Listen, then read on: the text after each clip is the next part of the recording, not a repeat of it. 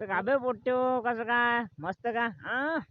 अरे बाबा कालच्या सारखं अजून आलो आम्ही सकाळचं भैमा पातले झालो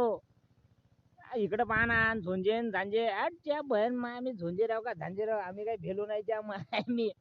तुतारीच घेऊन आलो भोका जसा डुक्कर की येईन तर यायला म्हणलं 2-3 कोंबे तर पहिले ढुंगण धरून कचके लावणार आहे, जसे बैलाला लावते तसे हो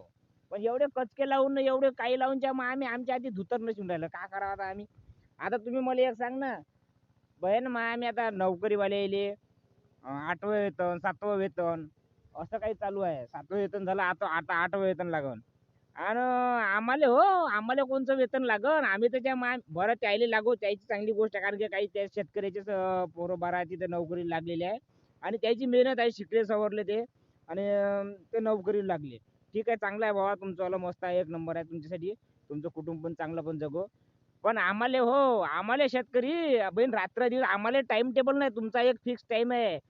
पण आमचा टाइम कुठं आहे आम्ही सकाळी 5ला येतो पाहिजे काही संध्याकाळी 11ला येतो काही रात्रभरही राहतो पण आम्हाला वेतन कोणचंच नाही ना आम्हाला असंच आहे ना अबे लड्डू हालिंग ना ढोलिंग ना पंपम करिंग ना सारखंच काम आहे ना आमचं आम्हाला केव्हा भेटन वेतन आम्हाला वेतन म्हणजे असंच आहे आता की आता आम्हाला जेव्हा 50 वर्षाचं वय आमचं होणार आहे